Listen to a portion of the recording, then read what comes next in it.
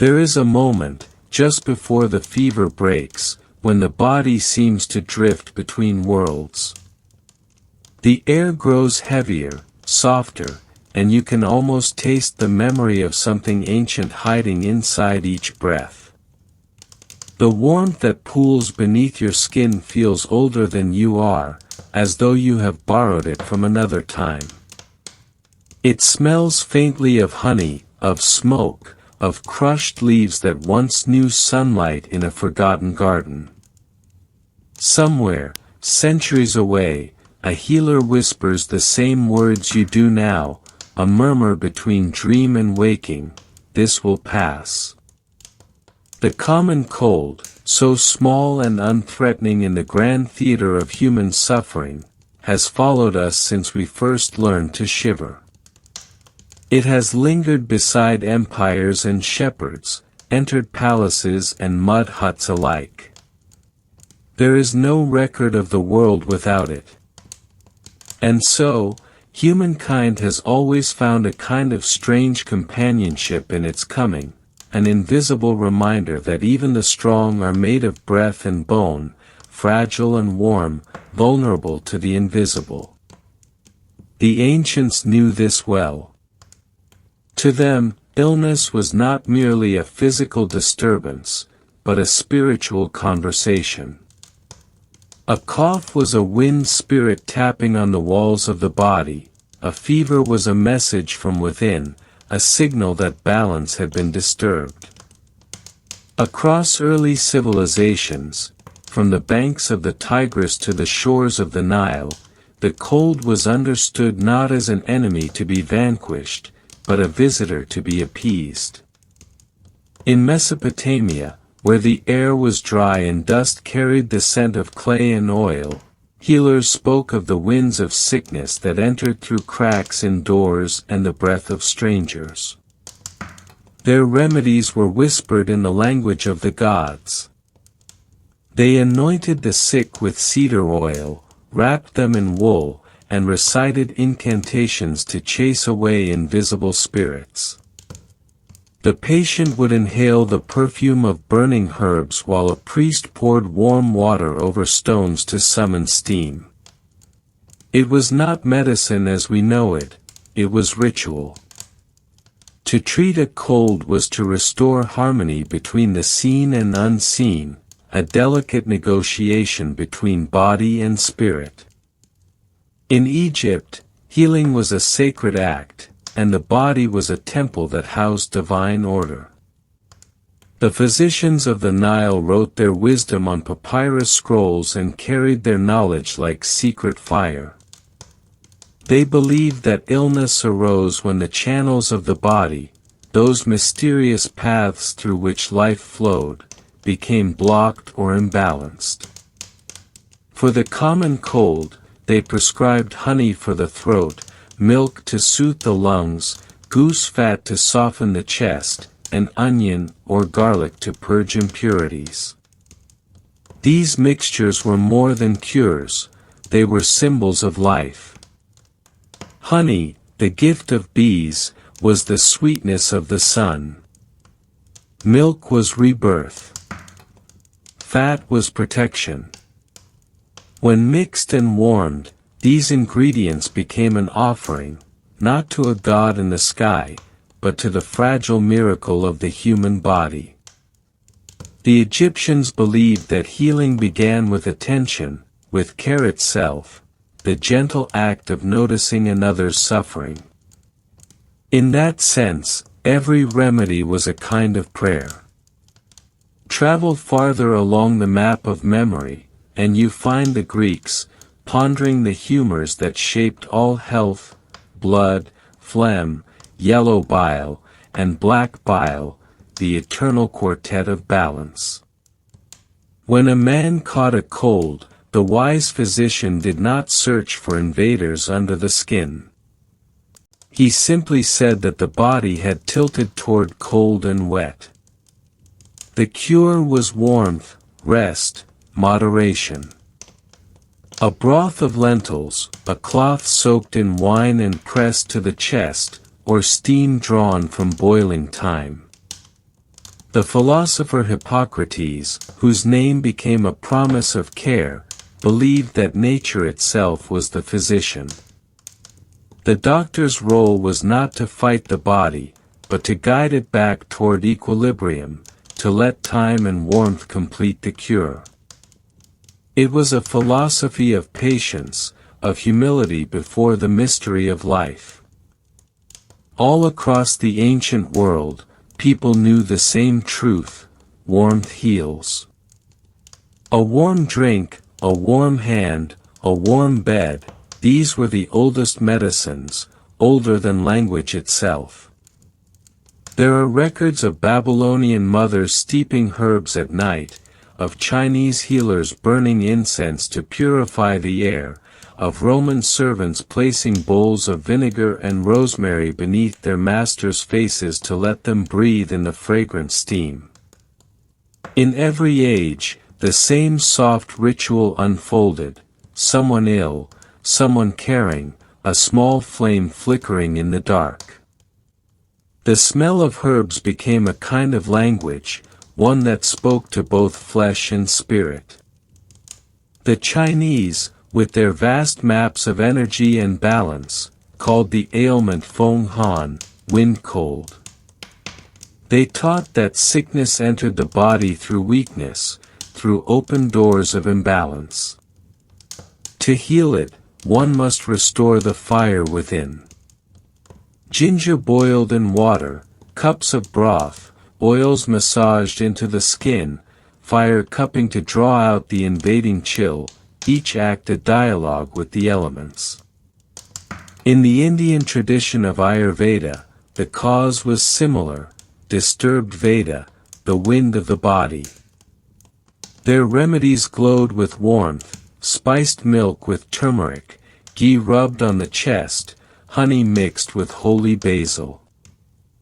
Both traditions understood what modern medicine often forgets: that illness is not a failure but a rhythm, and the cure is found in stillness, in balance, in the slow, mindful care of the body's own music. There is a haunting beauty in these old remedies, their simplicity, their tenderness. They remind us that healing once belonged to the realm of poetry. To sip warm water with herbs was to partake in a ceremony of remembrance, the memory of being cared for, the comfort of belonging. Even today, when you wrap yourself in blankets and hold a cup of tea against your lips, you are reenacting a ritual that has never truly ended. The steam rising from the cup carries whispers of incense smoke from long ago. The honey dissolving in the tea echoes the sweetness of the Egyptian sun. You are part of a story much older than yourself. In those early centuries, sickness was a teacher. When the body fell ill, life slowed. The farmer paused his work. The family gathered close. The world, suddenly fragile, seemed to breathe differently. Fevered dreams brought visions, of ancestors, of gods, of shadowed forests where spirits of air and wind whispered in strange tongues. The boundary between sickness and vision was thin, and many healers listened carefully to what their patients saw in sleep. Dream and fever were not errors of the body, but doors into hidden knowledge. And so, the act of curing the cold became as much about the mind and soul as the flesh. Imagine, now, a small room in Rome.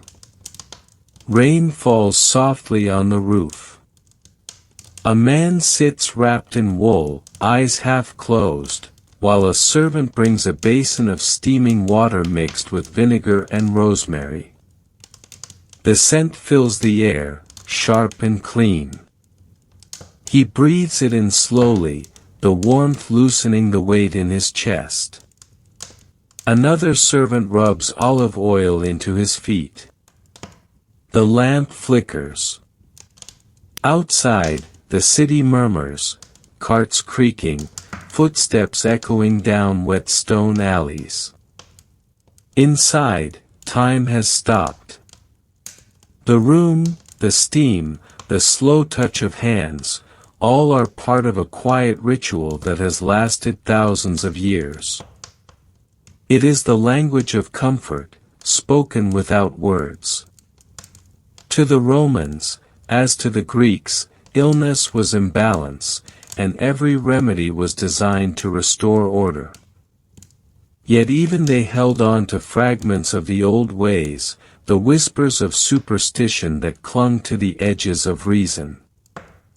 Many kept charms against the cold, amulets of amber, pieces of coral, herbs tied in small cloths and hung above beds. Even the most rational minds carried faith in unseen forces. For in the moment of sickness, when the breath shortens and the world shrinks to the space of one's heartbeat, the invisible becomes real again. Across cultures, across millennia, the remedies change in shape but not in soul. The Babylonian oils, the Egyptian poultices, the Greek broths, the Chinese tonics, all tell the same story, that healing begins in warmth and ends in rest. The ancient physicians spoke of humors, spirits, elements, and winds, but beneath all their theories lay the same simple truth, that care itself is medicine. To be tended, to be held, to be soothed, is to remind the body it belongs to the world. And perhaps that is why even now, in our sterile age of pills and precise diagnoses, we still crave the ritual. We still seek warmth when we are cold, softness when we are in pain, quiet when our thoughts grow feverish. The act of brewing tea, of placing a hand on one's own forehead, of lying down beneath a blanket and waiting for sleep, these are echoes of the first remedies. They are small, ancient gestures of faith in the body's ability to return to harmony. There is something deeply human, almost sacred, in the endurance of these small comforts. They connect us to every mother who once blew softly on a spoonful of broth before giving it to a sick child, to every old healer who stayed awake through the night whispering prayers beside a coughing patient. The common cold, so easily dismissed, is a reminder of our oldest intimacy, the closeness born of shared frailty. When we are ill, we become children again, craving touch, warmth, and the slow mercy of sleep. In this way, the story of the common cold is not about disease at all. It is about continuity. It is about how, even in weakness, we create meaning. It is about the quiet ways in which we have always tried to comfort each other, to ease the trembling of flesh and breath. Across time, healing has been a language, one spoken by hands, by steam, by soft words murmured in the half-dark. The ancients spoke it fluently. We have forgotten its grammar, but its rhythm remains in our instincts. And so, as the fever rises and falls, as the breath deepens and slows, the world of the living and the world of the remembered blur together. You can almost hear them, the old voices, the herbalists, the midwives, the monks, the mothers. They hum softly in the night, mixing herbs, warming oils, watching over the sick by candlelight. Their whispers are the same ones that once drifted through the houses of Sumer, through the temples of Egypt, through the snowy fields of early Europe. They are with you when you cough, when you rest, when you close your eyes and wait for morning.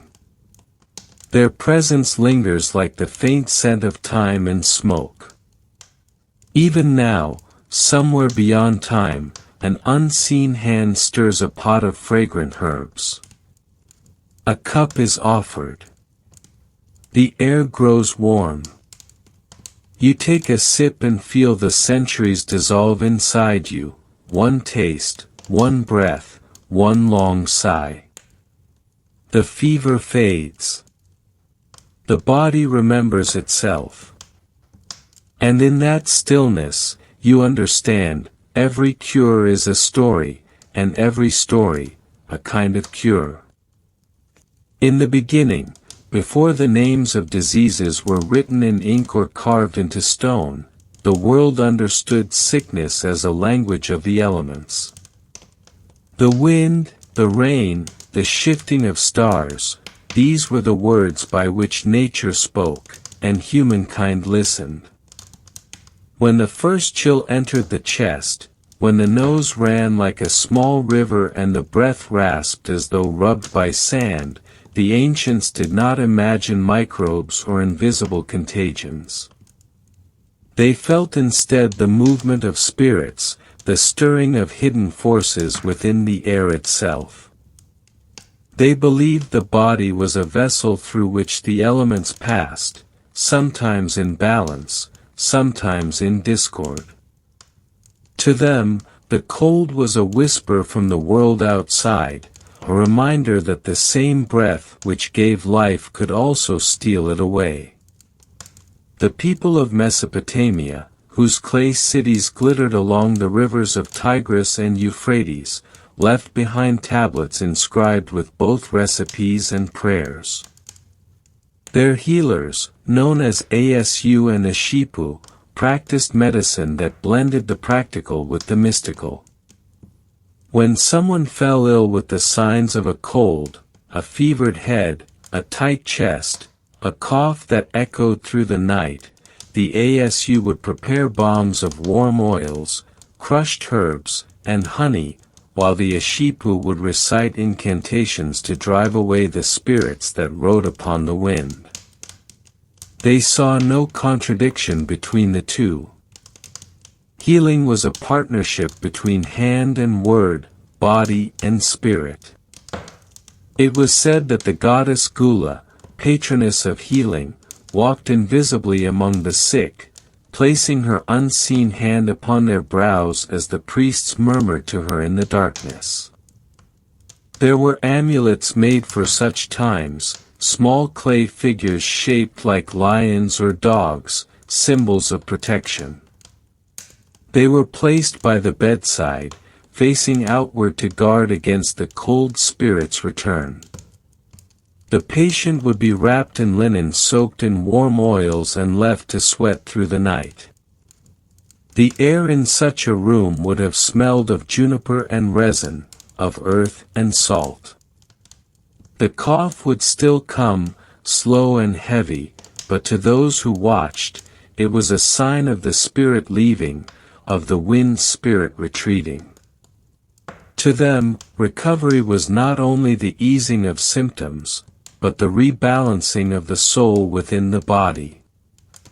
To cross the desert sands and arrive in Egypt was to enter a land where medicine itself was a sacred art.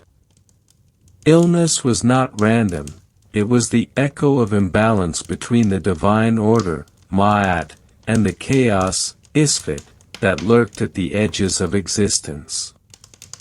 When the cold came, a tightening of the lungs, a trembling of the limbs, it was not only the body that suffered, but harmony itself.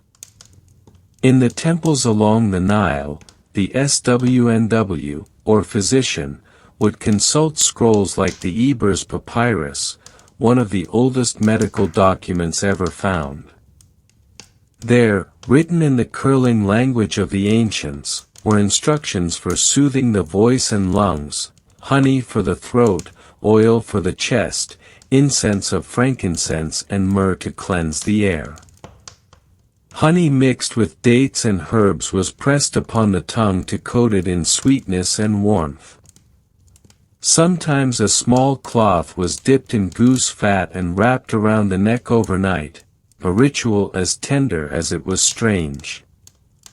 They believed the gods themselves had taught humankind these methods. The god Thoth was said to have given healing knowledge to Imhotep, the first great physician, who became divine in memory. And so, every cure, every poultice, every drop of oil was a reenactment of a holy act, the divine tending of mortal flesh. Even death, to the Egyptians, was not an end but a transformation.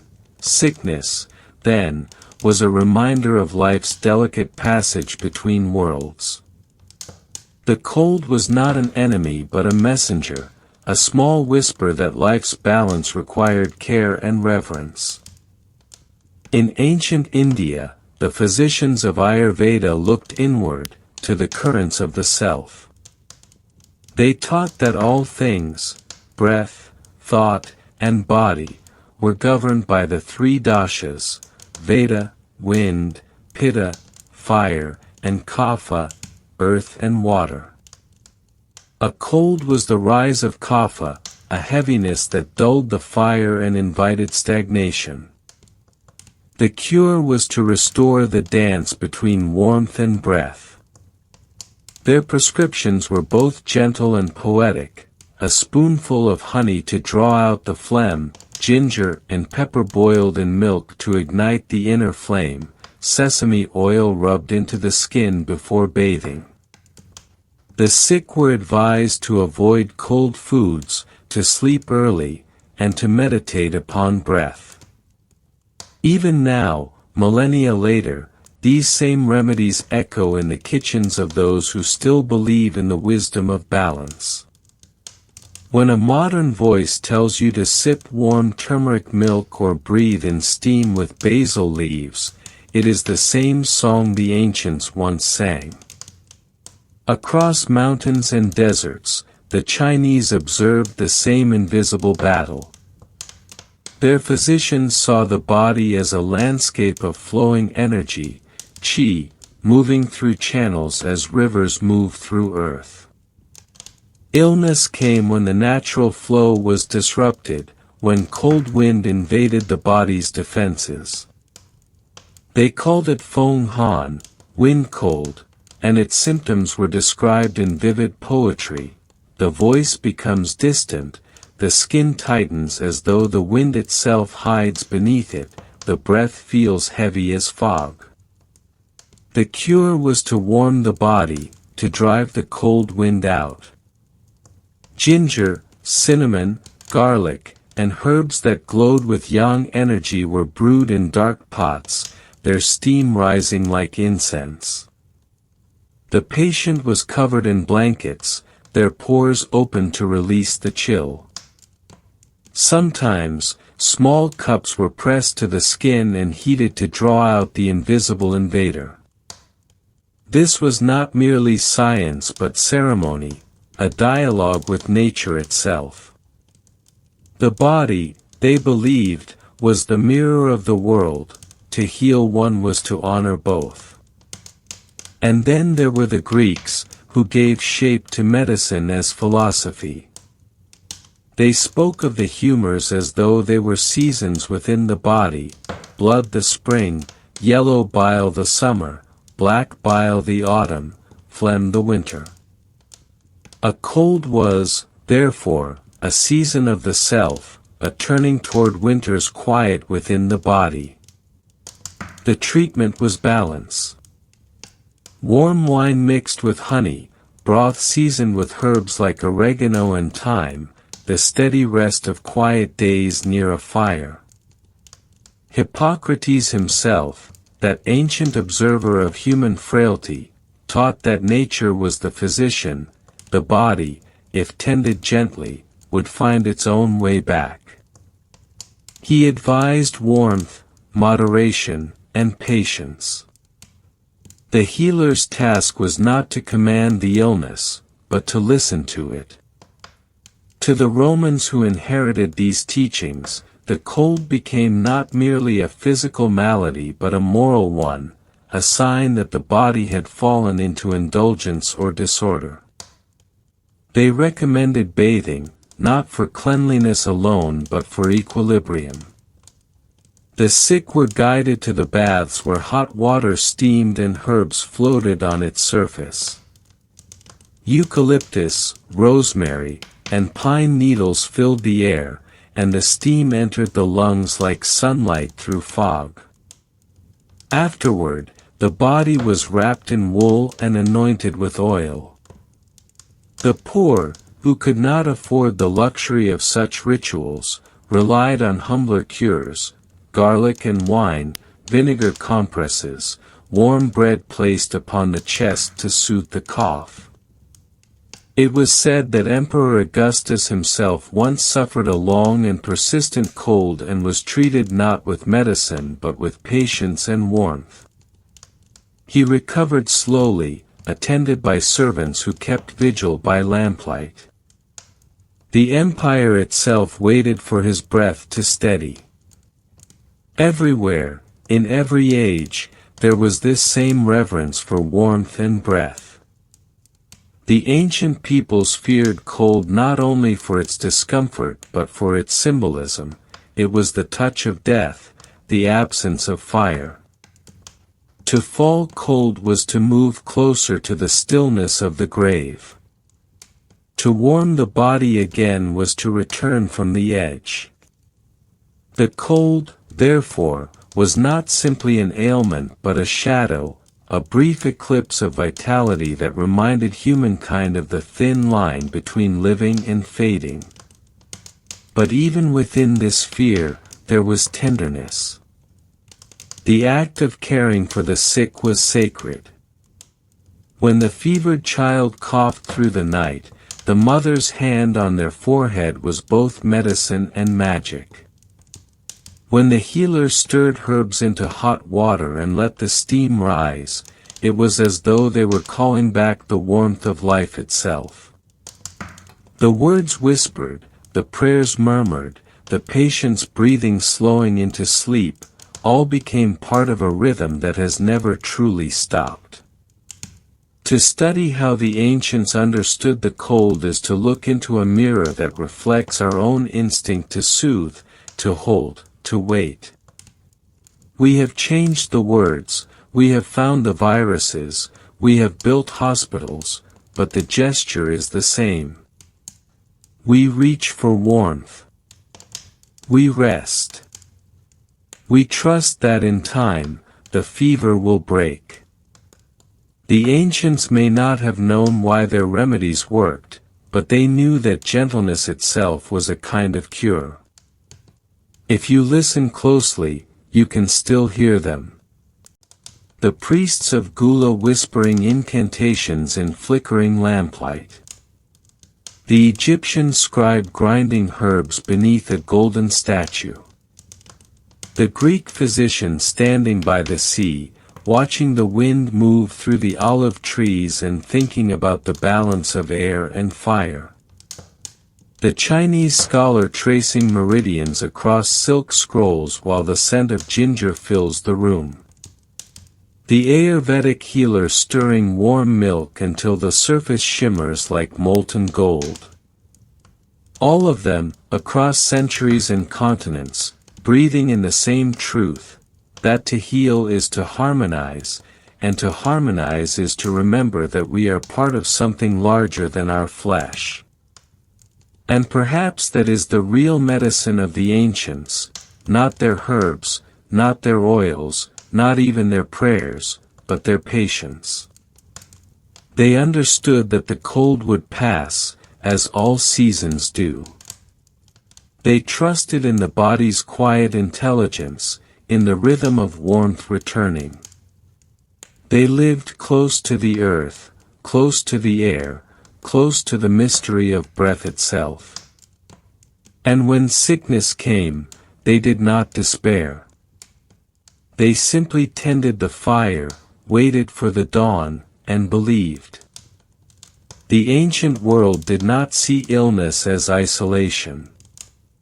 It was, instead, a moment when the invisible web that bound people together became visible again. When one member of a household fell ill, the rhythm of the entire home shifted, fires were lit earlier, voices lowered, doors closed softly to keep the night air from seeping in. The cold was not an enemy that struck one person, it was a visitor that lingered among them all.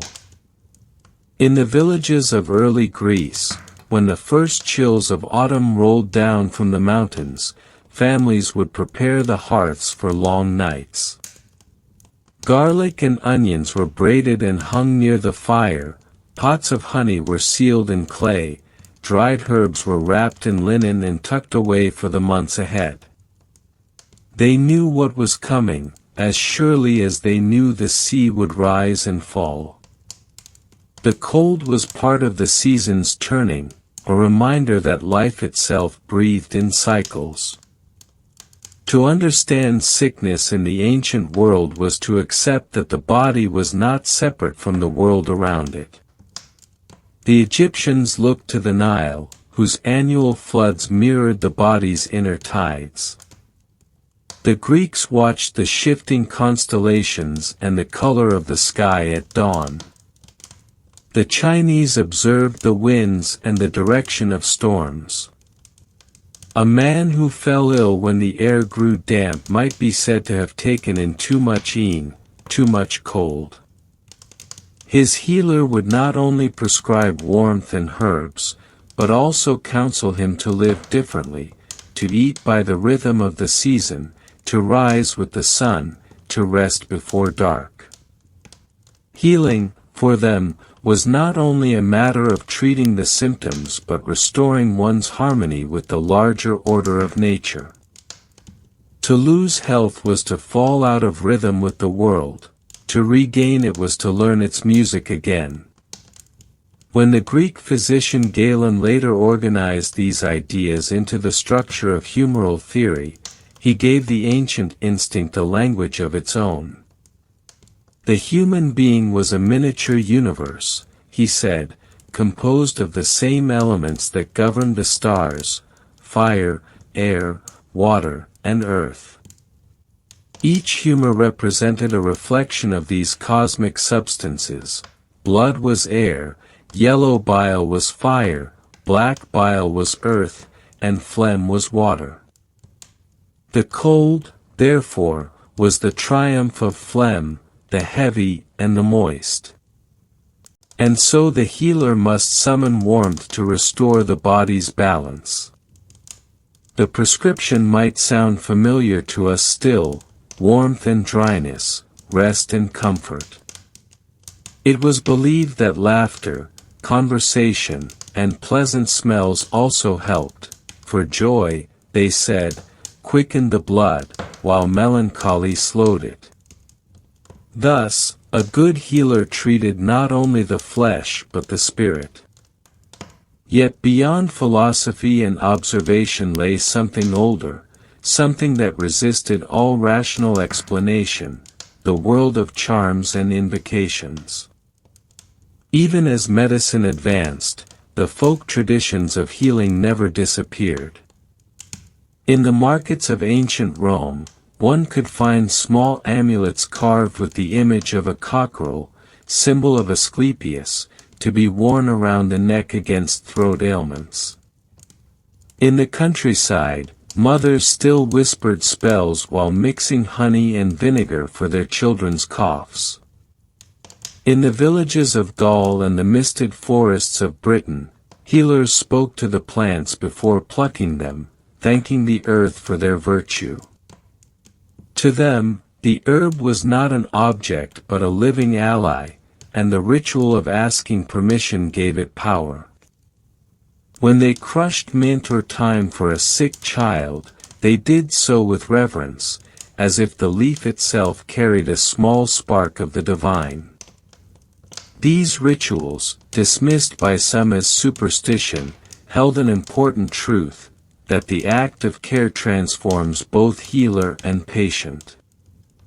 The simple act of tending the sick, of preparing the remedy with intention and tenderness, created a space where the mind could rest. Even the words whispered during these rituals, soft, rhythmic, half-song, could soothe the fevered body into calm. It is no coincidence that many ancient cures began not with medicine, but with silence. The healer's hut, the temple's chamber, the small home lit by a single flame, all were spaces of quiet, where time slowed enough for the body to listen to itself again. Among the Babylonians, illness was thought to arise when the delicate boundary between the human and the divine blurred. The cold was a whisper from a restless spirit, or a wind sent by a god testing the faith of mortals. The cure, therefore, was not only physical. The Ashipu, the spiritual healer, would recite long, measured incantations beside the patient's bed, his voice weaving through the air like smoke. Each syllable carried intention, vibration, balance. The goal was not simply to cast out the sickness, but to remind the soul of its place in the order of things. And when the patient finally drifted into sleep, sweating, dreaming, breathing more deeply, it was said that the spirit of the illness had departed, satisfied or forgiven. Sleep itself was sacred to the ancients. It was the physician of the gods, the boundary where healing began. In the temples of Asclepius, the Greek god of medicine, the sick came to lie upon sacred beds, hoping for divine dreams. The practice was called incubation. Pilgrims would purify themselves with baths and offerings, then rest in the cool darkness of the temple halls.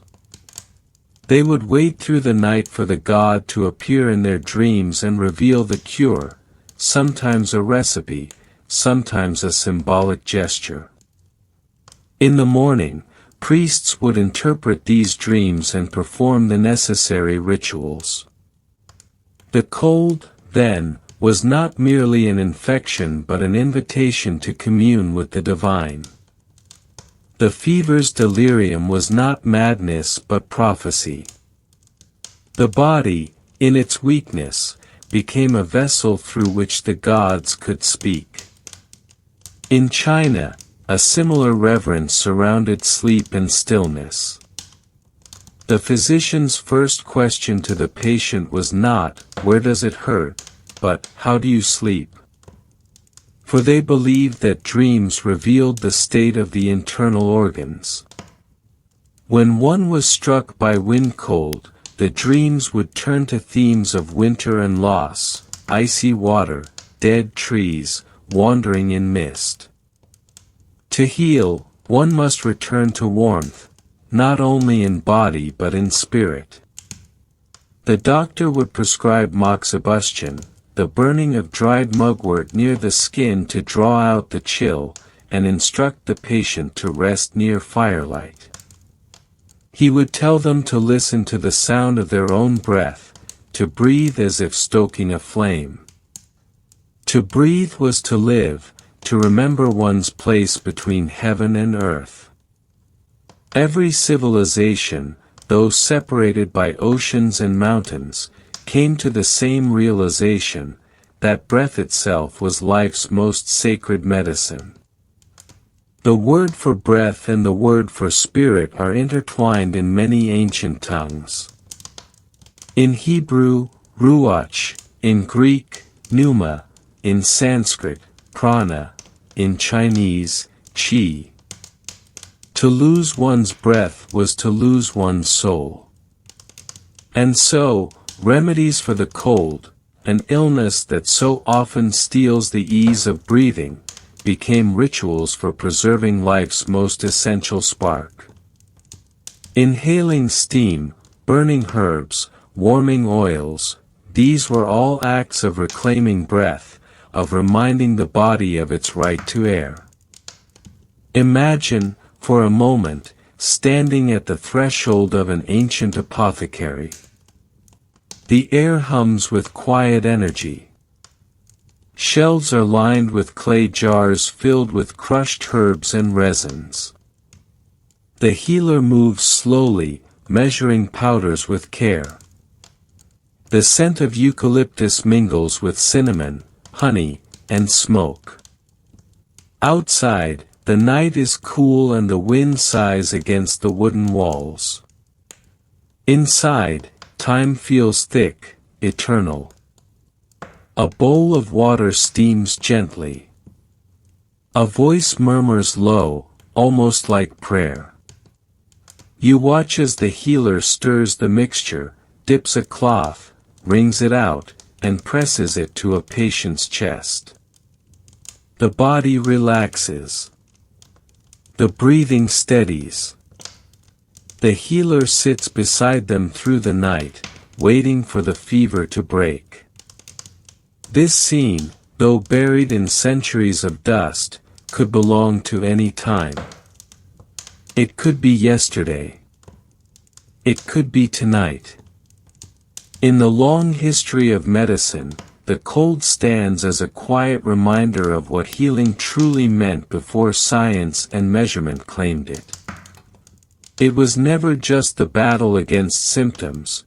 It was an act of companionship between the living and the forces that surrounded them. The ancients understood something that modern life often forgets, that sickness has its own rhythm, and to rush it is to interrupt the body's conversation with itself. They trusted in slowness.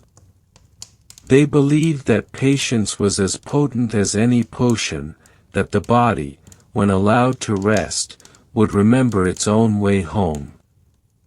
Even now, when we lie beneath our blankets and sip warm tea, when we breathe in the scented air of menthol or eucalyptus, we echo their wisdom.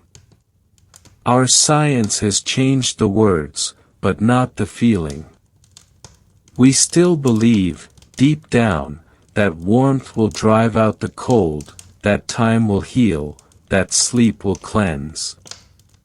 In our quietest moments of illness, when the night is still, and we drift between waking and dream, we are closer to the ancients than we imagine. We inhabit the same breath, the same yearning for comfort, the same fragile hope that each dawn will bring renewal. The ancients would have understood.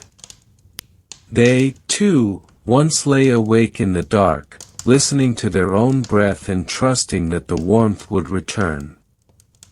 There is an ancient comfort in the scent of crushed leaves. Long before the written word, before tablets of clay or scrolls of papyrus, there were the healers who spoke in whispers to the green world. They knew the forest as one might know a friend, by sound, by scent, by the way light shifted through branches.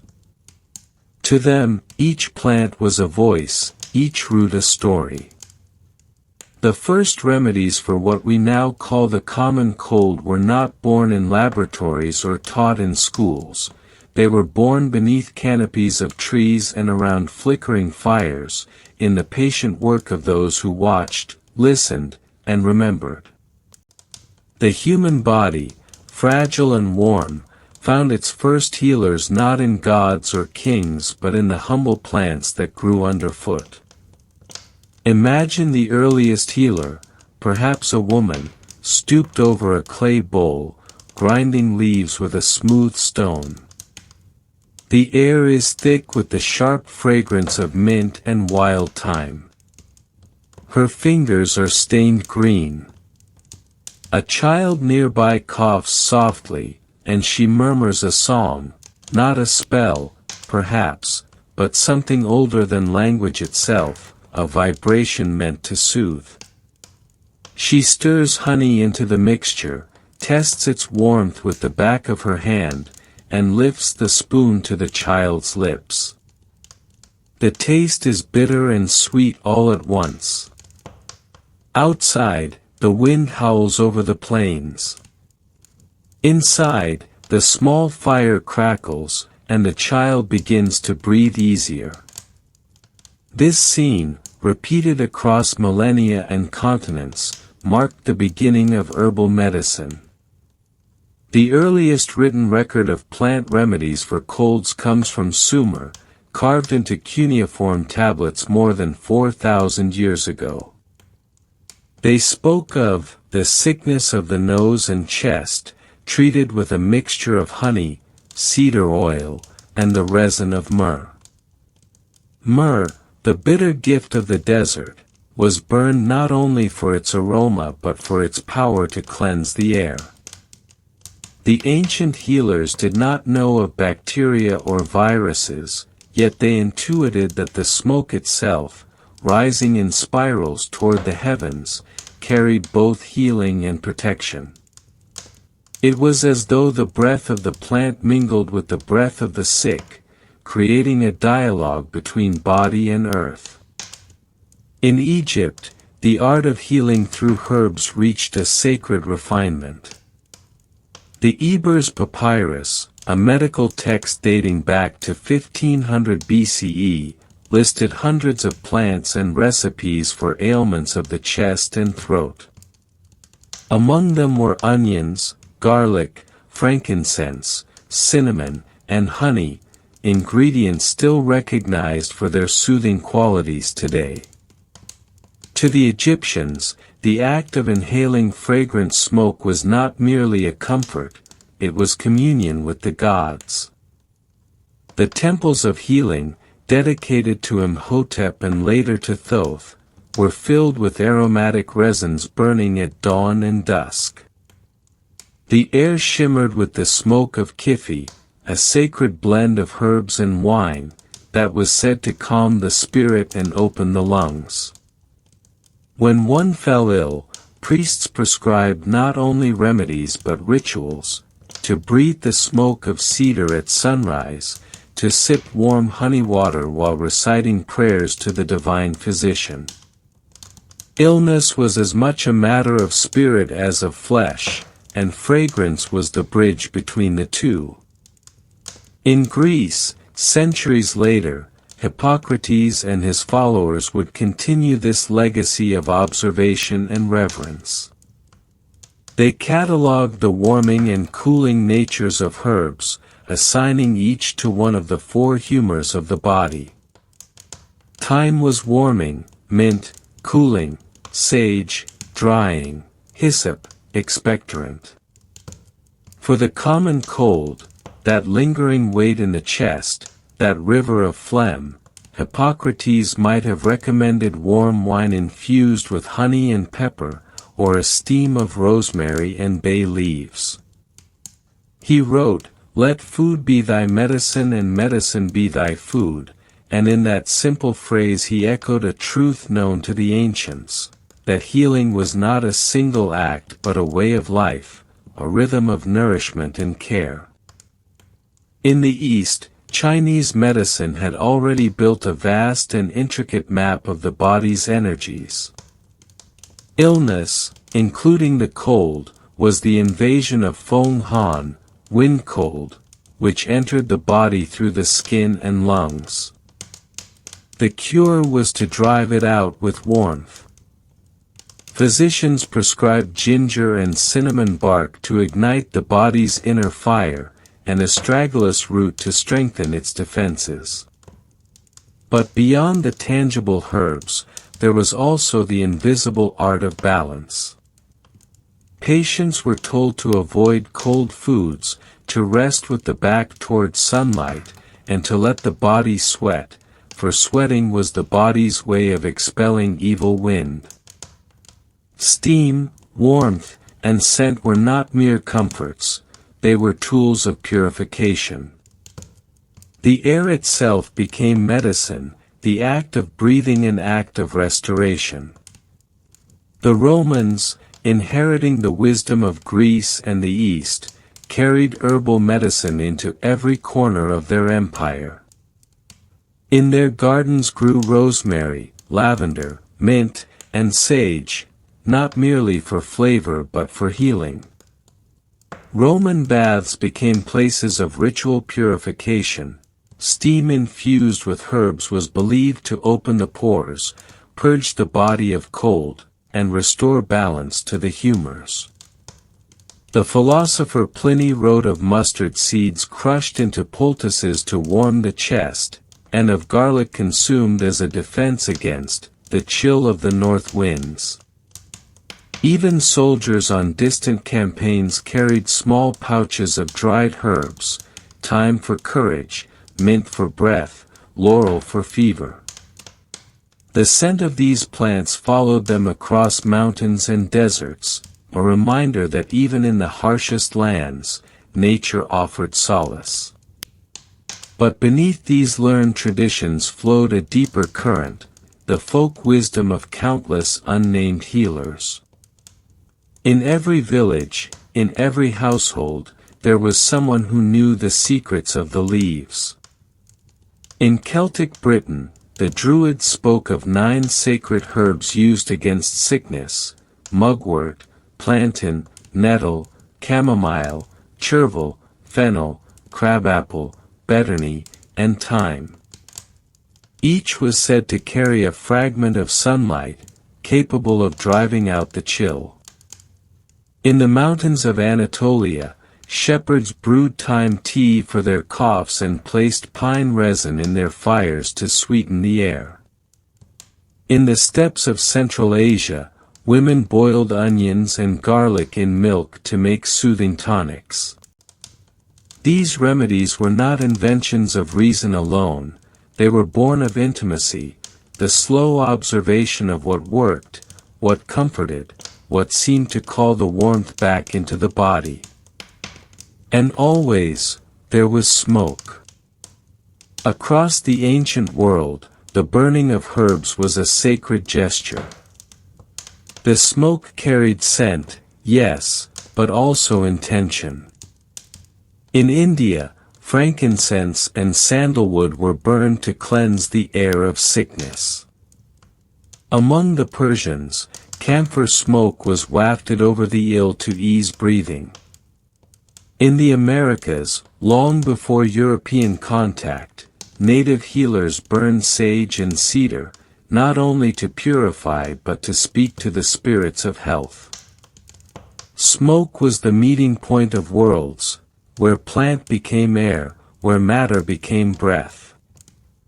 To breathe it was to participate in a mystery as old as life itself. Even as centuries passed, the essence of these early remedies endured because they appealed to something instinctive. The scent of warm herbs, the feel of steam against the face, the sweetness of honey on the tongue, these sensations anchor us to the memory of comfort. They remind us that healing begins not with resistance but with surrender. The ancients knew this well. When they lit their fires and prepared their herbal brews, they were not waging war against illness but inviting balance back into the fragile harmony of the body. They understood that to heal was not to conquer but to listen, to the body, to the earth, to the quiet wisdom that lies between breath and silence. In this way, the earliest healers laid the foundation for something that would outlast empires.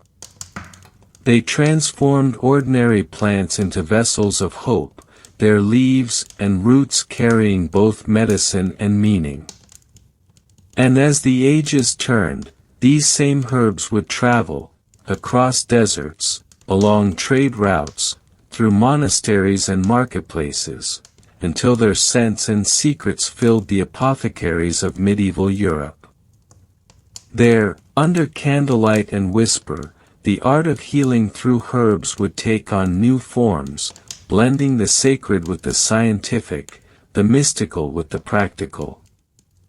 But the essence would remain unchanged, the faith that warmth and scent, breath and rest, could draw the body back from the edge of suffering into the gentle rhythm of life once more.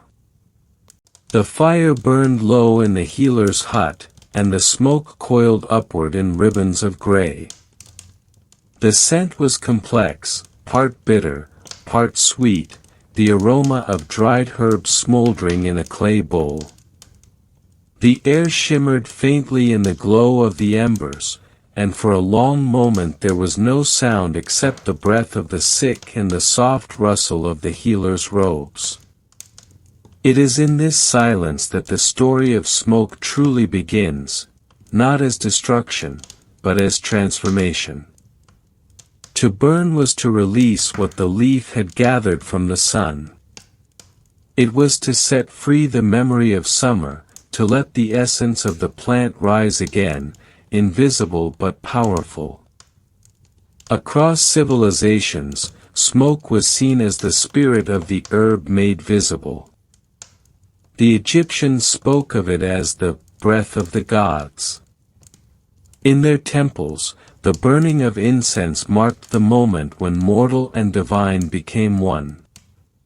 Kifi, their sacred blend, was more than a perfume, it was a medicine for both body and soul. Made from honey, wine, raisins, myrrh, cinnamon, and resin, it was said to soothe coughs and clear the lungs. Inhaling its fumes was believed to calm the mind and open the chest to the flow of breath.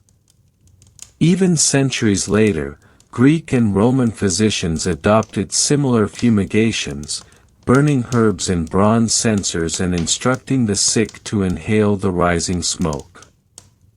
When the air turned cold and wet, the season of phlegm, healers across the ancient world turned to heat and scent. They placed dried herbs on glowing coals, filling the rooms with fragrant vapors. Steam was directed toward the face, woolen cloths were soaked in hot infusions and pressed against the chest. These were not merely acts of comfort. The ancients believed that breath carried life itself, and so to cleanse the breath was to renew the soul. They understood that the scent of burning plants could stir the body to respond, to open the passages of air, to loosen what was stuck, to draw sickness outward. The Greeks believed that certain herbs possessed a pneuma, a living breath of their own. When these herbs were burned, their spirit mingled with that of the patient. Thus, the healing came not through matter but through communion. Inhalations of thyme, hyssop, or rosemary were common, and physicians prescribed them to treat what they called catarrhs, the heavy flow of the head and chest. Patients would lean over steaming bowls, their heads covered with cloth, breathing in the rising vapor. They might recite a prayer to Asclepius, asking him to lift the mist from the chest. The act was both practical and spiritual, a ritual of returning air to the body, of reclaiming the breath that illness had stolen. Among the Celts and northern tribes, smoke had another function. It was a ward, a shield against unseen forces that were thought to ride the winter wind. When one fell ill, the house was fumigated with juniper or yarrow. The windows were closed, and the air filled thick with blue haze. The family would sit quietly, sometimes chanting, sometimes simply breathing together. The scent of juniper was sharp and clean, like snow burning in sunlight. They believed that the smoke chased away the spirits of cold and damp, and that the soul of the plant lingered afterward, guarding the threshold. In a world where medicine was inseparable from mystery, smoke was both healer and sentinel. In China, the burning of herbs took the form of moxibustion, the slow, deliberate heating of the body's energy points using smoldering sticks of dried mugwort. The healer would hold the glowing ember near the skin, never touching, only letting the warmth seep inward.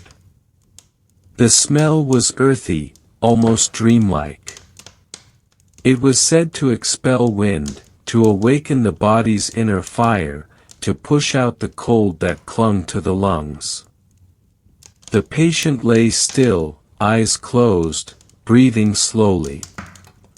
The crackle of the burning herb matched the rhythm of their heartbeat. It was as if the body and the flame were speaking to one another. In India, smoke was woven into the ritual of dhupa, the burning of herbs and resins as offerings and cures. When someone fell ill, healers would burn camphor, sandalwood, and neem leaves in the room, allowing the fragrance to purify the air. The Ayurvedic texts described how each plant carried a specific energy, cooling or warming, light or heavy, that could restore balance to the dashas. The cold, being of the kapha nature, required warmth and dryness. Thus, the smoke of sharp, resinous herbs was prescribed to cut through the heaviness of the lungs. The patient would inhale slowly, sip ginger honey tea, and rest beneath blankets.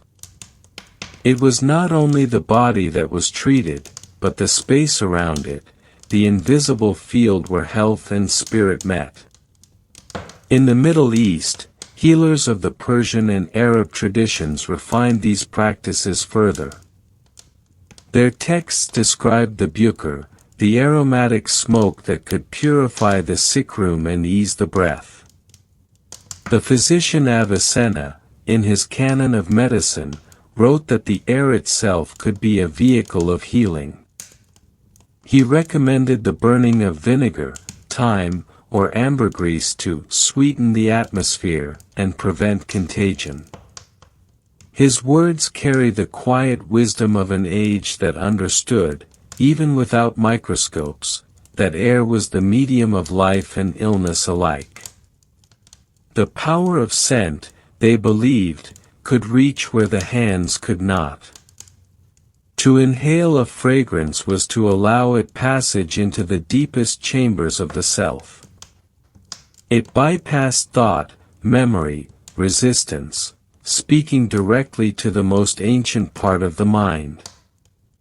The smell of burning herbs could make one calm, could lull the senses into stillness, could open the gates of sleep.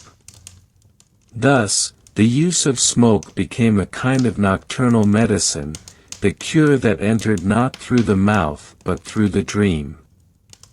Even in the Roman world, where medicine grew increasingly practical, the ritual of inhalation persisted. Steam baths scented with pine and eucalyptus were prescribed for the congested, and special chambers, sudatoria, were built to induce sweating.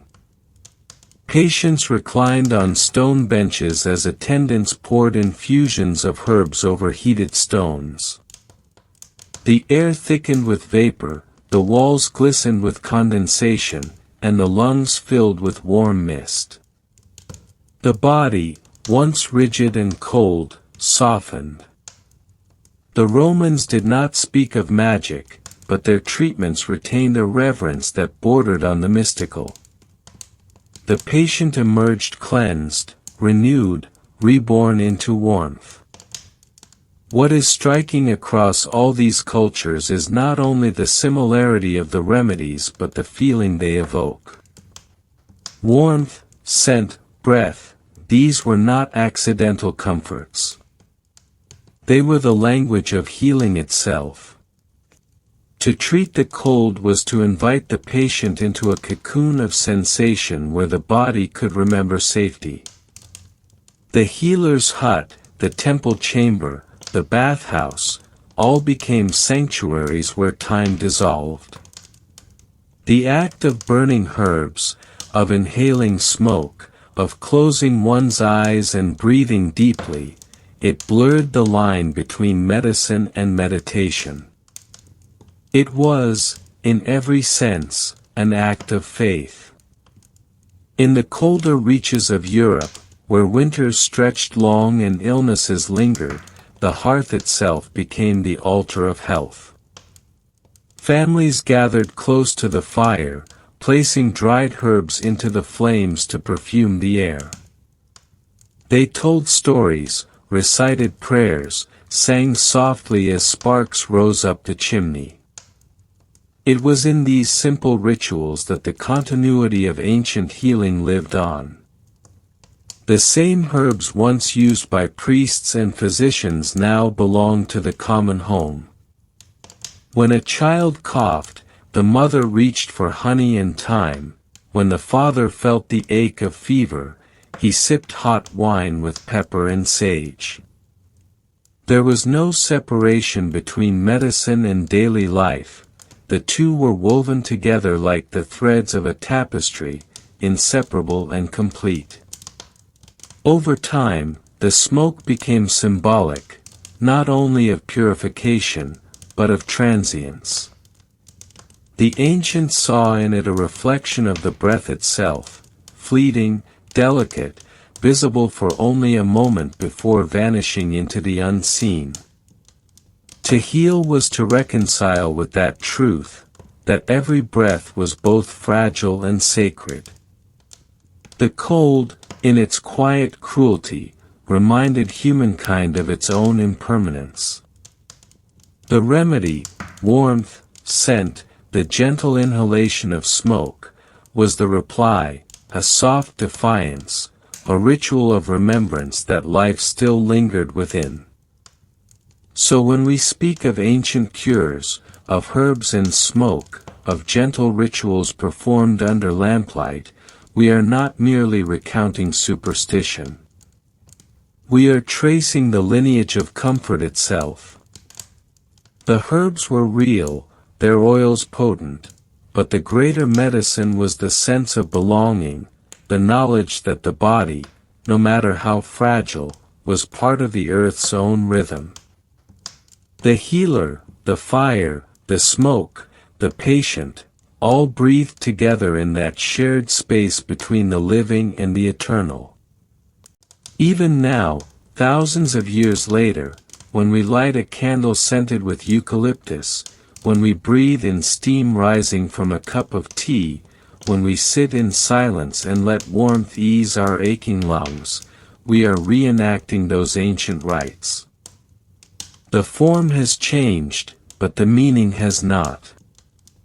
The cold still comes, the breath still falters, the body still seeks comfort.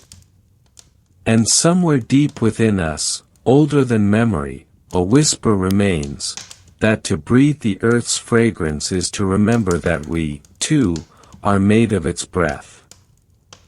The Middle Ages were a world of shadows and flickering light, of prayers whispered in stone corridors, of candles guttering before icons, of cold air heavy with incense and damp earth.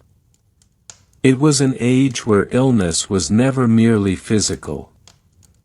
To fall sick was to brush against mystery, to be reminded of how thin the veil between the living and the unseen truly was. In this world, the common cold was not called by such a simple name, it was known by many: catarrh, ague, flux, the winter's breath. It arrived silently with the turning of the seasons, spreading through crowded towns, through monasteries and markets, through the lungs of pilgrims and peasants alike. And though it rarely killed, its persistence made it something almost supernatural, a small but constant reminder of human frailty. When the first chill settled over a medieval village, the apothecary's door was among the first to open. Inside, the air was thick with fragrance, dried lavender, camphor, rosemary, and myrrh. Shelves bowed under the weight of glass and clay vessels, each labeled in careful Latin. The apothecary moved slowly, deliberately, as though performing a sacred rite. Every mixture was measured by feel as much as by weight, every tincture stirred in rhythm with breath. To an onlooker, the scene might have resembled alchemy.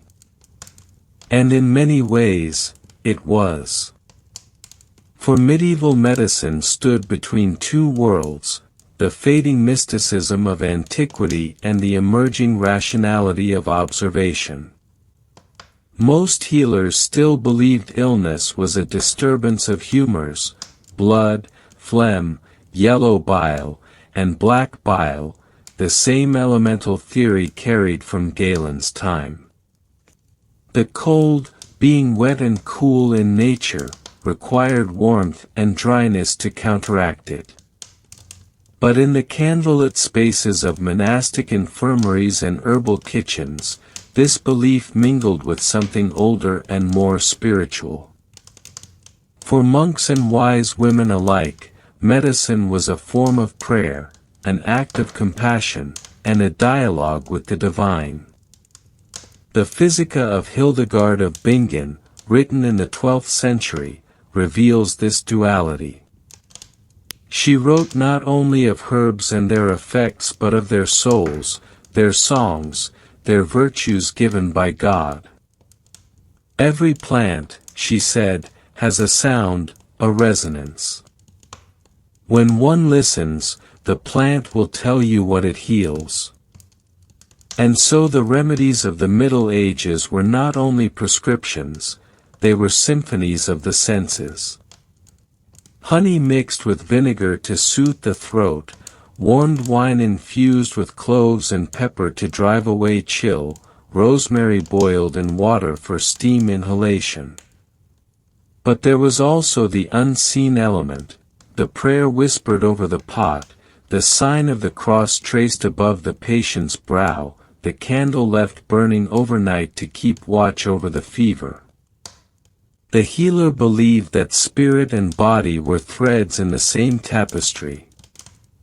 To heal one without the other was impossible. In the monasteries, where books and herbs shared the same shelves, medicine became an act of learning. The monks copied texts from Galen, Dioscorides, and Avicenna, their hands steady under lamplight. They cultivated gardens of simples, mint, sage, rue, chamomile, comfrey, and betony, and documented their uses with patient precision. These gardens were small worlds of green amid stone, places where bees hummed and the scent of thyme hung in the air. A monk tending such a garden was not merely cultivating plants, he was cultivating knowledge, continuity, and faith. When the brethren fell ill with the winter cough, it was these gardens that offered solace. Infirmarians brewed pottage of herbs, a thin, aromatic broth steeped with garlic, onions, and hyssop. The patient was encouraged to rest near the hearth, wrapped in wool, with hot stones placed at the feet. The air was often perfumed with vinegar boiled with sage or rosemary, for it was believed that pleasant smells could purify not only the room but the soul itself. Some monasteries even practiced fumigation rituals, burning bundles of herbs to drive away corrupted air. In those days, contagion was thought to spread not by invisible organisms but by miasma, foul air thick with decay. To cleanse the air was to protect life. And so, from cloister to cottage, the scent of smoke and herbs became the invisible thread that tied healing to holiness. Beyond the monasteries, in towns and villages, healers and midwives carried this knowledge in their memory, passed down through generations. Their craft was part science, part intuition. They moved through marketplaces gathering dried flowers and resins, through forests collecting moss and bark. They spoke to no one of their methods, for their power was fragile and easily mistrusted. In many places, a woman who healed too well was both sought after and feared. Yet it was she who nursed the sick when physicians were far away. She who mixed mustard plasters for the chest, who brewed elderflower tea to ease fever, who whispered over bowls of steaming herbs in the night. The medieval mind did not separate magic from medicine. Charms were often written into the margins of medical texts, invoking saints or angels to accompany the remedy. A cough might be treated with warm milk and honey, and a whispered invocation to Saint Blaise, patron of the throat. A chill might be driven away with hot wine and pepper, and a blessing to Saint Hubert, protector against fever. For those who could not read, faith replaced prescription. They wore small relics or amulets filled with herbs, juniper berries for warmth, rue to ward off evil, bay leaves for strength. The apothecary sold these alongside his tinctures, knowing that belief itself could quicken the body's recovery. Still, there was logic beneath the faith. The medieval apothecary understood the properties of plants in ways that would later be confirmed by science. He knew that garlic cleared the lungs, that honey softened the throat, that vinegar could cleanse wounds. When he pounded cloves into wine or boiled herbs in lard, he was practicing an early form of chemistry. The mortar and pestle, the simmering cauldron, these were his instruments. But what gave them power was not precision, it was patience. Each potion took time, and time was the essence of healing. The body, the monks would say, must remember itself. The atmosphere of those apothecaries was unlike any other place. Imagine standing within one, the dim light of the window falling across rows of bottles, the faint rustle of parchment, the smell of beeswax, herbs, and damp stone. You can hear the steady rhythm of pestle against mortar, thud, grind, pause, thud. Each motion deliberate, each sound a kind of heartbeat. Outside, rain falls on cobblestone, distant and soft. Inside, the air is dense with the fragrance of rosemary and thyme, the same herbs once offered to the gods and now offered to the sick. There is something eternal in this image, something deeply human. To grind herbs for another's pain is an act of devotion, whether done in a temple, a hut, or a stone apothecary under candlelight. As the centuries moved forward, medicine in Europe began to change. The writings of Arabic physicians filtered through Spain and Sicily, bringing new precision to the art of healing. Avicenna's canon became the cornerstone of medical education, blending Greek theory with empirical observation. It was from these texts that European healers learned to balance warmth and cold not only through herbs but through diet, posture, and sleep. The sick were encouraged to rest near fire, to breathe deeply, to keep their spirits elevated. For melancholy, it was said, could deepen illness as surely as damp air. And so, even as medicine grew more technical, the heart of healing remained spiritual, the quiet assurance that warmth and comfort could guide the body back from the brink. In the Great Plague years of the 14th century, when death swept through streets like a tide, the apothecaries became both saviors and mourners.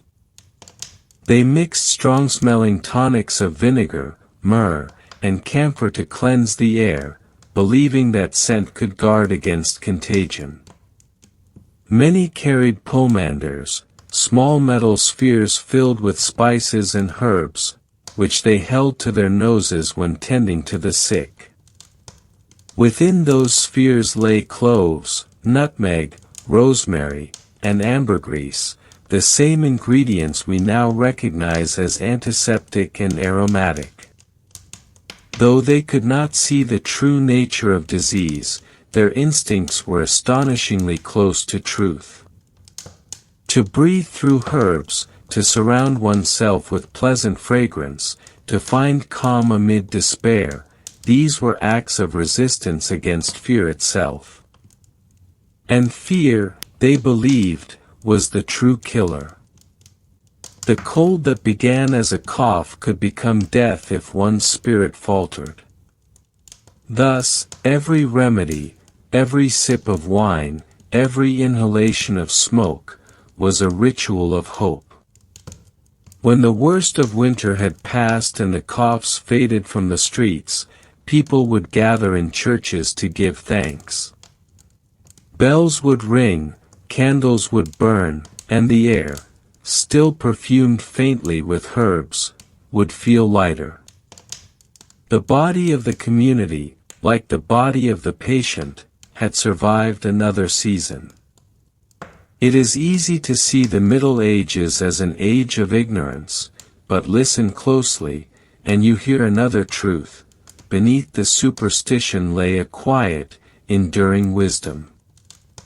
They understood that healing was not merely chemical but emotional, not merely physical but atmospheric. Warmth mattered. Scent mattered. Sound, touch, faith, all were instruments in the orchestra of recovery. The common cold, that small and persistent companion of humankind, was met not with panic but with ritual, a careful choreography of comfort. And perhaps that is why, even now, we find ourselves drawn to similar gestures. We brew tea with honey and lemon, we draw hot baths scented with eucalyptus, we sit in quiet rooms and listen to our breath. The candles we light, the soft blankets we pull close, they are the echoes of those medieval cures, the continuation of a rhythm that began long before us. Beneath the science of modern medicine still beats the old, gentle heart of the apothecary, steady, patient, human. Night deepened in the medieval world with the kind of silence only broken by prayer and the rattle of wind through shuttered windows. It was during such nights that illness made itself known most profoundly, when the throat ached like a soft bruise, when breath came shallow and damp, and the sound of coughing echoed down stone corridors. In these hours, humanity seemed at its most fragile, suspended between faith and fever. The apothecary's lamp still burned, the scent of rosemary and smoke still drifted through narrow streets, but beneath that flickering light lingered something darker, an unease that whispered of death and the unseen forces that governed life. For in the 14th century, the world changed. The great pestilence, the Black Death, spread across Europe like a living shadow, taking not only bodies but certainty itself. Suddenly, the common cold was no longer dismissed as a seasonal nuisance. Every cough, every fevered sigh could be the beginning of the end. Fear became its own contagion. The apothecaries, the monks, the healers, they all labored beneath its weight, seeking meaning in a world unraveling. To treat a cold in the age of plague was to dance with dread, for no one knew which chill was harmless and which heralded doom. In this age of anxiety, remedies grew stranger, more desperate, more mystical. The line between medicine and magic blurred until they were indistinguishable. The apothecaries began to sell charms alongside their syrups, amulets inscribed with Latin prayers, tiny lead crosses, and small scrolls containing verses from the Psalms. People wore these against their skin, believing they could repel the invisible poisons of the air. And yet, beneath the superstition, a kind of empirical curiosity still flickered. Physicians began to experiment with mixtures of vinegar and herbs to cleanse the atmosphere. They soaked cloths in rosewater and held them to their faces. They burned juniper wood and sage in their homes. Without knowing it, they were performing early forms of disinfection, a ritual of both science and faith. In the monasteries, the old rhythm continued. The infirmarian still walked the cold corridors with his lamp, checking on the brothers who coughed softly in their sleep. He still brewed his decoctions, his potions of honey, ginger, and wine. Yet his prayers were longer now, his gaze more distant. He had buried too many of his brethren to see healing as simple mercy.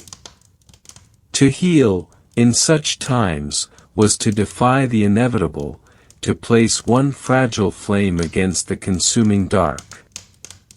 The monks of Cluny, of Monte Cassino, of countless nameless abbeys, recorded their remedies in trembling Latin, for catarrh of the chest, warm wine with hyssop and pepper.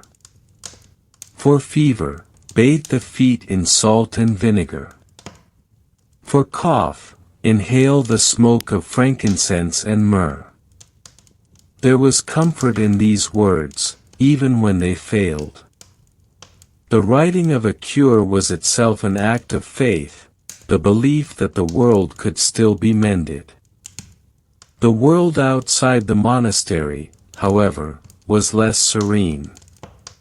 In the towns, where plague carts rolled through the streets and bells tolled endlessly, healing became theater, desperate, public, and drenched in ritual. Physicians in long-beaked masks appeared like spirits, their faces hidden, their voices muffled. They filled the hollow beaks of their masks with herbs, lavender, mint, juniper, and camphor. They believed the scent would shield them from the miasma, the poisoned air that carried death. To modern eyes they looked grotesque, but in truth, their instincts were wise. The aromatic oils they carried did protect them, faintly, by repelling fleas and purifying the air they breathed. People, too, learned to protect themselves in their own ways. They boiled vinegar and inhaled its sharp steam, they stuffed herbs into their chimneys, they drank hot wine laced with cloves and nutmeg, hoping to warm the body against the cold breath of illness. In the countryside, women hung garlands of garlic at the door, and men carried sprigs of rosemary in their pockets. Children were given small silver coins to wear around their necks, etched with crosses. Every object, every scent, every gesture became part of a great ritual of survival, a ritual that blurred medicine, superstition, and prayer into a single act of hope. And yet, beneath these outward acts, something subtle was shifting. A quiet revolution was beginning in the minds of healers, a sense that illness, though mysterious, could be studied, perhaps even understood. The apothecaries, with their scales and jars, began keeping notes, observing which mixtures worked best, which herbs eased the breath, which teas shortened the fever. They noticed patterns. They began to test combinations. In their dim shops, medicine began its slow transformation into science, not through grand theories but through repetition, patience, and the humility of daily care. Still, the language of faith persisted. The apothecary would mix his syrup of honey and thyme, reciting a psalm under his breath. He would seal it with wax, mark it with a symbol, and send it to the patient's bedside. The act of healing was as much about presence as about cure. To stand beside the sick, to touch their forehead, to whisper comfort, these were remedies as essential as any potion. In a world ruled by uncertainty, human closeness was the strongest medicine. The common cold, in such times, was both trivial and sacred. It reminded people of the body's smallness, of its dependence on warmth, food, and air. In a way, it was the illness that defined the human condition, persistent, cyclical, survivable. The apothecaries understood this. They treated it not with panic, but with ritual care. They made their syrups of horehound and marshmallow root, their lozenges of honey and herbs, their warming spiced wines. They prepared soft cloths soaked in warm vinegar to place on the chest. And when the patient's cough deepened into silence, they lit candles and said prayers, not in despair but in reverence for the mystery that surrounded life itself. As Europe slowly recovered from the Great Plague years, the memory of illness became woven into the very architecture of its towns. Public fountains were built with spouts shaped like lions or angels, flowing with water thought to purify. Markets began to sell herbs openly, no longer only to the apothecaries but to every household. Rosemary for remembrance, thyme for courage, sage for longevity, the language of plants became a kind of folk poetry. Housewives hung bunches of herbs in their kitchens not only to flavor food but to guard against sickness. In the evenings, as smoke curled from chimneys, the air carried the mingled scent of burning wood and drying herbs, the perfume of a civilization learning, slowly, to heal itself. By the 15th century, a new kind of healer began to emerge, one who spoke less of spirits and more of nature's laws. The physician and the apothecary began to diverge. The former studied in universities, debating Aristotle and Galen, the latter remained grounded in the sensory world, in taste, smell, texture, and time. But though their paths split, their purpose was the same, to restore harmony. The physician prescribed, the apothecary prepared, and together they upheld a fragile trust between knowledge and faith. When a nobleman fell ill, both were summoned. When a peasant coughed through the night, it was the apothecary who answered the door. And always, the act of healing was illuminated by candles. In every apothecary shop, the light flickered upon the surface of glass bottles, upon pestles worn smooth by centuries of use. The room itself seemed alive, the shadows of herbs hanging from the rafters, the quiet clinking of metal against glass, the scent of warm wax and wood. To enter such a space was to step into a dream half forgotten, a place where science and faith still spoke the same language. Each remedy, each herbal infusion, carried not only the knowledge of centuries but the tenderness of care. Even now, echoes of those ancient practices remain. When we steep herbs in hot water, when we inhale steam to clear our lungs, when we light candles beside the sick, we are repeating gestures that have survived 1,000 years. The apothecary's whisper has not faded, it lingers in the quiet rooms of hospitals, in the ritual of taking tea, in the comfort of scent. We may no longer grind roots by candlelight or bless our tonics with prayer, but the spirit of those acts, the desire to soothe, to protect, to connect, remains unchanged.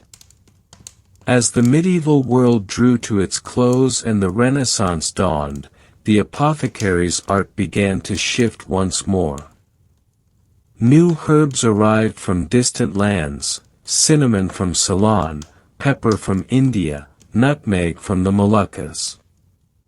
The old European gardens swelled with fragrance. Medicine, once bound to the monastery, now followed the merchants' routes. The scent of healing became global, the craft of the apothecary a bridge between worlds. But even as knowledge expanded, the essence remained the same, the understanding that every illness, no matter how small, was an invitation to listen, to the body, to the earth, to the quiet rhythm of life itself. And so, beneath the turmoil of history, the apothecary's whisper continued, a low murmur of patience and persistence. For in the candlelight, surrounded by bottles and herbs, humanity found not only cures but comfort, the simple, eternal comfort of being cared for. The cold might pass, the fever might fade. But what lingered, what truly healed, was the gentle reassurance that no one need suffer alone.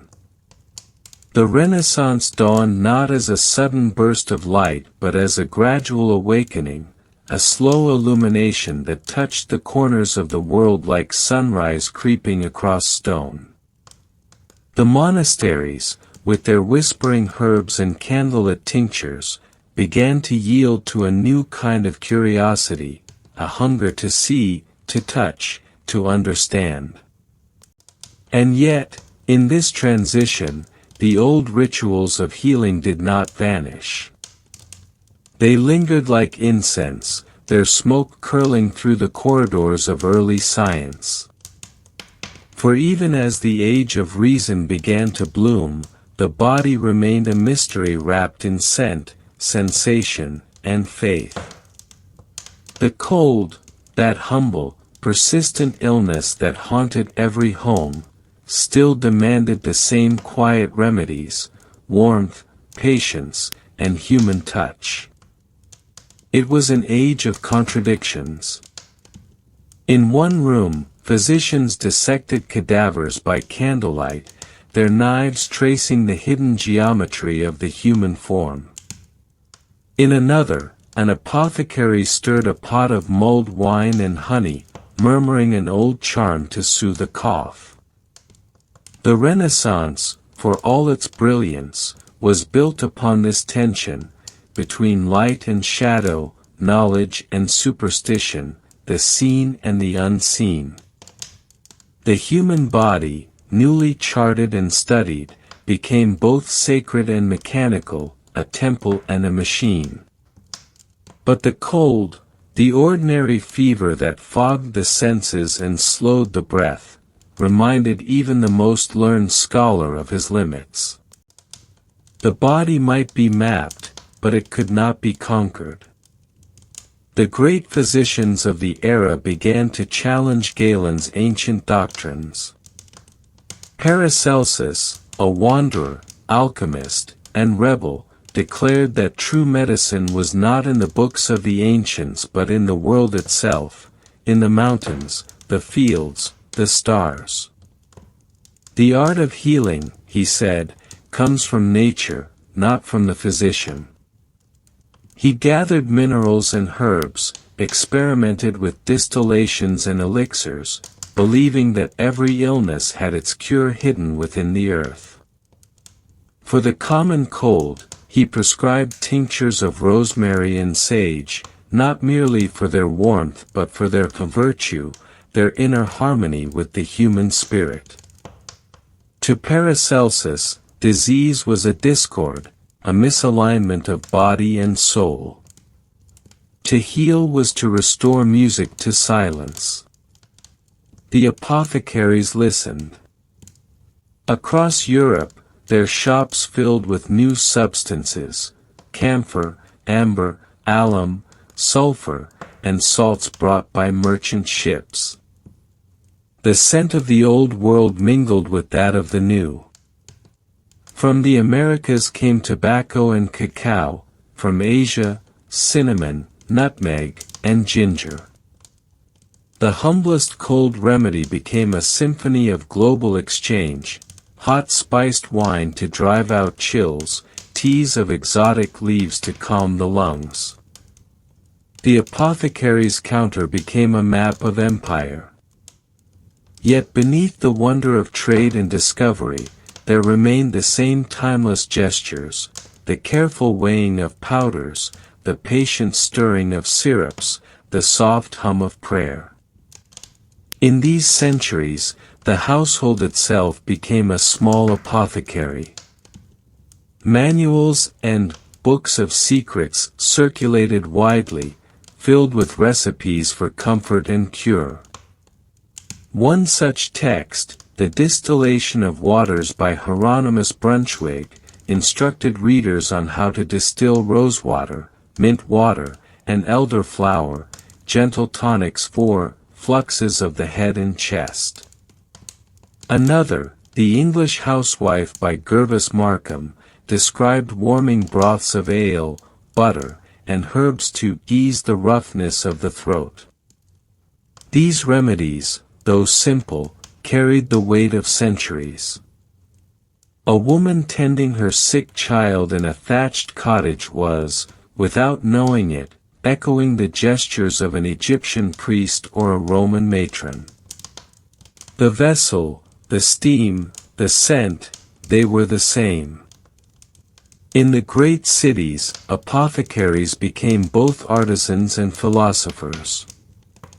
Their shops were lined with glass vessels, their windows glowing with light refracted through colored tinctures, deep crimson, pale gold, smoky green.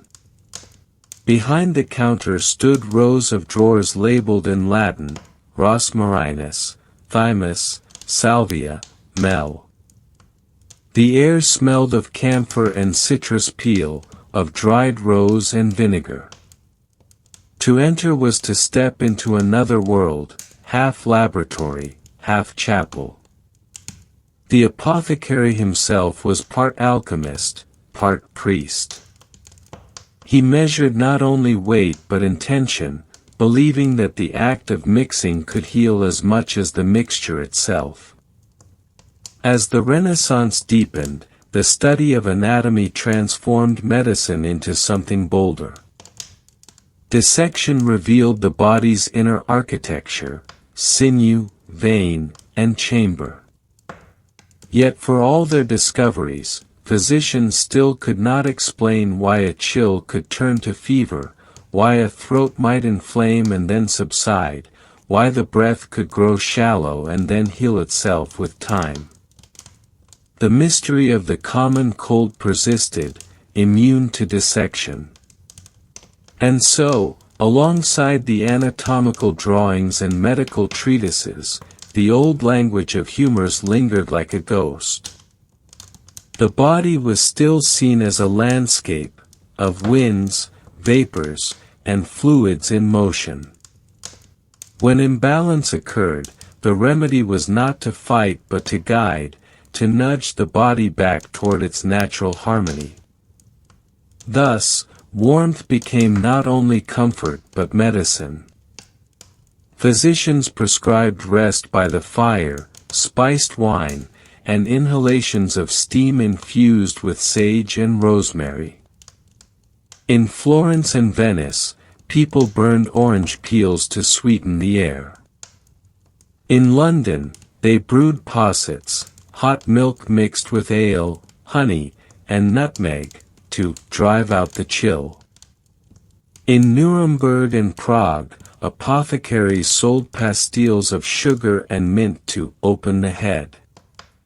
Each city, each household, created its own symphony of scent and sensation to combat the same invisible enemy. But behind these remedies lay something deeper, a philosophy of the senses. The Renaissance world was one of correspondence, where every smell, color, and taste reflected a cosmic harmony. To breathe rosemary was to draw courage, to taste honey was to recall the sweetness of divine mercy. Even the act of coughing, expelling the cold from the chest, was seen as a kind of purification. Illness was not punishment but cleansing, the body reminding the soul of its mortality, its dependence on warmth and care. And so, as the centuries turned, healing remained an art of atmosphere. The sickroom was a stage of small, deliberate acts. A bowl of warm broth placed near the bed. The soft crackle of the hearth. A cloth soaked in vinegar and herbs laid across the forehead. The flicker of light across glass. To the patient, half dreaming, these sensations blurred together, warmth, scent, sound, until the boundary between body and world dissolved. Healing was not a single act, but an immersion. To be healed was to be held by the world itself. Yet even in the midst of this gentleness, the shadows remained. For the Renaissance, though it worshipped beauty, was not free of darkness. Physicians still bled patients to balance their humors, still purged and sweated them in attempts to drive out noxious vapors. In candlelit rooms, pale figures coughed beneath blankets as leeches clung to their skin. The line between cure and cruelty was thin. And always, the fear persisted, that beneath the calm exterior of the body lurked forces too powerful to name. Disease was still, in some secret way, divine. In this strange balance of light and shadow, a new kind of medicine began to take form, one rooted not only in faith but in chemistry. The alchemists, who had long sought to turn lead into gold, turned their attention instead to the transformation of the body. They distilled tinctures, extracted essences, experimented with metals and minerals. In their hands, the apothecary's art became a science of change. They believed, as Paracelsus did, that each substance carried a hidden virtue, that within every poison lay its cure. From this belief emerged the first chemical medicines, tinctures of mercury, antimony, sulfur. Some were deadly, others miraculous. The line between cure and poison was as fine as breath. The apothecaries learned to read the signs. They adjusted their recipes not by theory but by intuition, the color of the flame, the scent of the vapors, the sound of boiling liquid. Their shops glowed through the night with an alchemical light, as though the stars themselves had descended into glass. Theirs was not yet modern science, but it was its prelude, born of patience, repetition, and awe. And always, amid these experiments, the old, gentle remedies remained: honey for the throat, herbs for the lungs, warmth for the body. The future was being born, but it still whispered in the voice of the past. By the late 16th century, the apothecary's role had become essential to urban life. He was no longer a mere tradesman but a custodian of health, a keeper of secrets. People came to him not only for medicine but for reassurance. He knew the rhythm of illness, the signs of recovery, the slow music of the body's return to balance. To those who feared the winter cough, he offered small bottles of elixir, mixtures of herbs and spirits sealed with wax and tied with string. "Take a spoonful," he would say, "and rest by the fire." And though the bottle's contents might be simple, the ritual made it sacred. It is this ritual, perhaps, that has survived most deeply. The gestures, the brewing, the sipping, the warmth of the cup in one's hands, these are the echoes of the Renaissance apothecary. They remind us that healing is not conquest but communion. The cold does not demand war, it demands care. In the soft light of a fire, in the fragrance of herbs rising with the steam, we find the same comfort our ancestors sought in candlelit rooms and cloistered gardens. As night deepened over the Renaissance world, the apothecary's windows glowed like small constellations, scattered lights across the cities of Europe, each one a promise against the dark. Within those rooms, humanity continued its quiet conversation with illness, a dialogue written in scent, warmth, and time. And though centuries would pass and science would advance, the essence of that conversation, the tenderness it carried, would never fade. The 17th century dawned in smoke, not only from hearths and chimneys, but from the crucibles of alchemists and the incense of laboratories where the invisible began to take form. The world was awakening to a new idea, that the body was not a mystery to be revered, but a mechanism to be understood. In the flickering light of the early modern age, humors gave way to fluids, spirits became vapors, and faith yielded, reluctantly, to observation. Yet, the cold remained, that humblest of ailments, stubbornly immune to the revolutions of thought. Whether described as imbalance, infection, or inflammation, it lingered like an old ghost in the machinery of progress. In London, the air itself seemed to breathe sickness. Thick with smoke and soot, it settled in the lungs of the city's people like a slow poison. Every cough echoed off the cobblestones, every shiver beneath a blanket was a reminder that even in an age of learning, the body was still at the mercy of the unseen. Physicians now called these ailments catarrhs, inflammations of the head and chest caused by cold, damp air. They spoke not of humors but of obstructions, not of imbalance but of flow. Yet, for all their new vocabulary, their treatments remained ancient at heart: broths, steam, rest, and warmth. But something else was stirring. Across Europe, the laboratories of alchemists began to transform into the workshops of chemists. The pursuit of gold gave birth to the pursuit of knowledge. In smoky rooms lined with glass retorts and alembics, the secrets of transformation, once thought mystical, were being studied as natural laws. And at the heart of this revolution was a question both simple and profound: could illness be transformed as metals were? Could disease be refined, purified, reversed?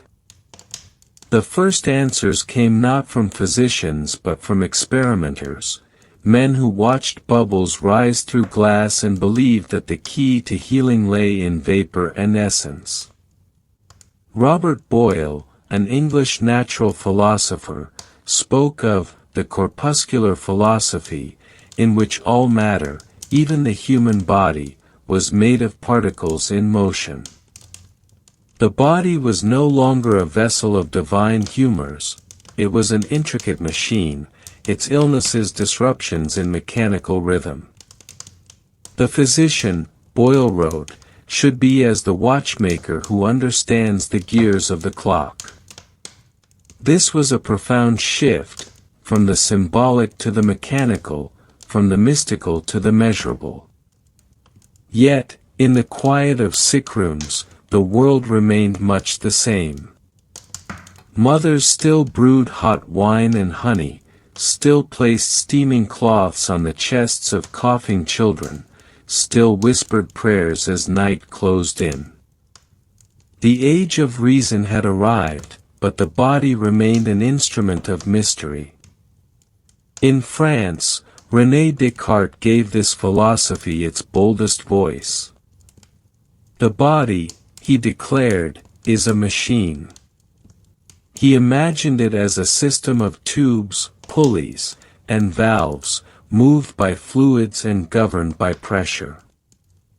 Disease, then, was a failure of mechanism, a broken part, a blockage, a leak.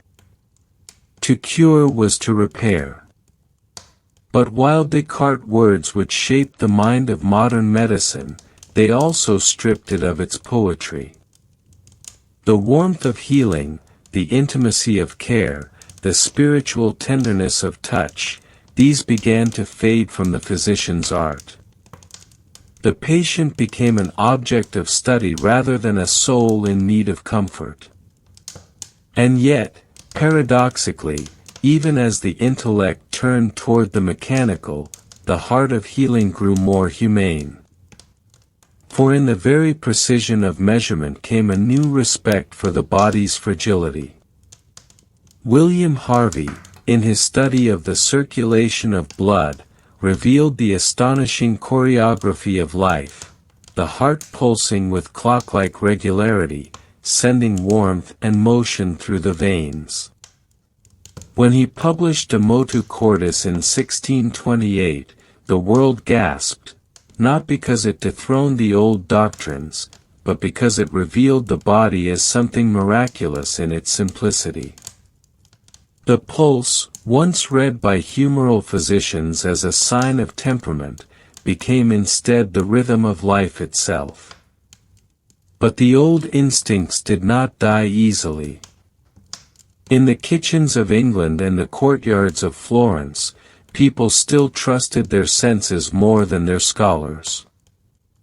The cure for the cold still lived in the home, a bowl of hot broth, a draught of wine spiced with cloves, a poultice of onions and vinegar laid across the chest. Housewives copied recipes from their mothers, who had copied from theirs. The names of plants remained incantations: rosemary, thyme, lavender, sage, each a syllable in a language older than science. The apothecaries, too, continued their quiet alchemy. Their shops grew larger, their methods more precise, their clientele more learned. In London, the Worshipful Society of Apothecaries received its royal charter in 1617, marking the birth of a profession that would bridge the ancient and the modern. These men, and often, quietly, their wives, prepared remedies both traditional and experimental, lozenges for sore throats, tinctures of camphor for congestion, infusions of juniper and lemon to cut the phlegm. They distilled rosewater not for luxury but for healing, believing, as their ancestors did, that scent itself could soothe the spirit. Meanwhile, across the Channel, the plague still stalked Europe's cities. Physicians in long-beaked masks stuffed their nostrils with herbs, lavender, cloves, myrrh, to purify the air. They believed that sickness rode on foul vapors, and though their reasoning was flawed, their instincts were not. The herbs they carried truly had antiseptic properties. The mask, though terrifying, was a filter. In their ignorance, they had stumbled toward truth. And as they walked the streets of death, they carried with them the echoes of every healer who had ever burned herbs against the darkness. It was during this age of fear and curiosity that the first chemical medicines were born. From the experiments of Paracelsus came new compounds: laudanum, antimony, mercury, each promising to cure what herbs could not. Laudanum, an opium tincture in wine, became both remedy and comforter. A few drops calmed coughing, eased fever, and brought sleep. But it also carried a quiet danger, a dream that could become a chain. By the 18th century, it was the most common medicine in Europe, a bottle of sleep on every bedside table. The line between healing and surrender blurred once more. The great hospitals of the early modern world began to fill with a new kind of knowledge. In Paris, London, and Vienna, wards became laboratories of observation. Physicians recorded symptoms, compared cases, and sought patterns. The cold, once dismissed as mere inconvenience, became an object of study, its progression charted, its variations named. It was no longer a single malady but a spectrum: catarrh, influenza, bronchitis. Words multiplied like the ailments they described. And yet, for all their classification, the essence of the cold eluded them still. It was, in its way, democratic, touching rich and poor alike, indifferent to rank or reason. The philosopher could sneeze beside the peasant, the king could cough like the beggar. It reminded the modern world of something the ancients had known all along, that beneath our intellect and invention, the body remains wild, elemental, and fragile. The 18th century carried this paradox into its heart. The Enlightenment, with its lamps of reason, burned brightly, but even it could not dispel the mysteries of life and death. Physicians turned to the microscope, peering into the invisible realms of the body. They saw cells, fibers, and strange moving forms that seemed to defy understanding. The idea of contagion, once superstition, began to take shape as truth.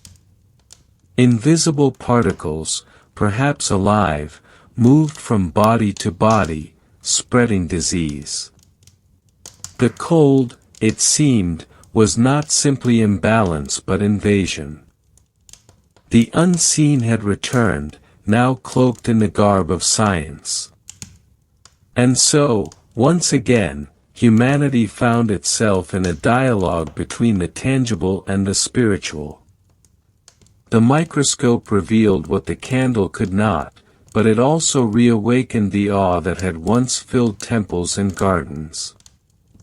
To see a droplet of saliva alive with motion was to glimpse creation itself. The healer, once a priest, once an alchemist, became something new, a scientist haunted by wonder. In this world of measurement and mystery, domestic healing retained its quiet sovereignty. The cold was still met with warmth, the cough with honey, the fever with rest. Books of household medicine filled shelves, offering advice for the common distempers of the season. One such text, The Family Herbal by Sir John Hill, advised the reader to take thyme and honey in hot water, and breathe the steam deeply, for it opens the chest and clears the spirits. The language was simple, but beneath it lay centuries of accumulated wisdom, the continuity of care that no revolution could erase.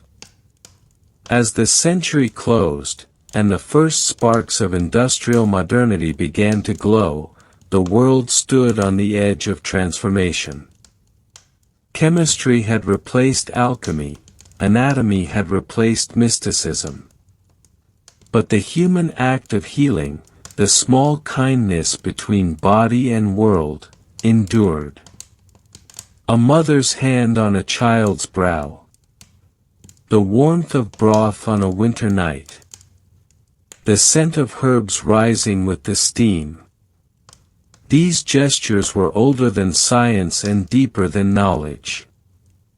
By the time the 18th century gave way to the modern age, medicine had learned much, but not everything. It had named the organs, measured the pulse, charted the flow of blood and breath. Yet it had not explained the quiet miracle of recovery, that moment when the body, unbidden, begins to mend. Perhaps it never could. For in that small resurrection, the clearing of breath, the easing of fever, lies something beyond analysis. Something sacred. The apothecary's lamp still burned in the night, though its light now mingled with that of the laboratory. The modern world was dawning, but in its shadow, the ancient fire still glowed, the faith that healing, in the end, is an act of tenderness. Whether by charm or by chemistry, by prayer or by particle, the gesture remained the same, to offer warmth against the cold, to restore breath to the weary, to remind the body that it belongs to life. And in that gesture, as old as the first flame, as modern as the last heartbeat, humanity carried forward its oldest story, the endless, luminous conversation between sickness and hope. Night descends softly upon the story of medicine, not as an ending, but as an exhalation. The light of the laboratory fades, and in its quiet, the old sounds return, the cough in the darkness, the whisper of boiling water, the faint scent of herbs released into steam. The world has changed beyond recognition, yet this ritual, the small, human choreography of care, endures. To fight the common cold, we have built empires of science, traversed the invisible world of viruses, and bent light to see the tiniest motions of life. And still, when the body weakens and the breath grows heavy, we return to what the ancients knew, to warmth, to rest, to the slow, intimate patience of healing. In every age, the common cold has been a mirror. It reflects what a civilization believes about the body, and about itself.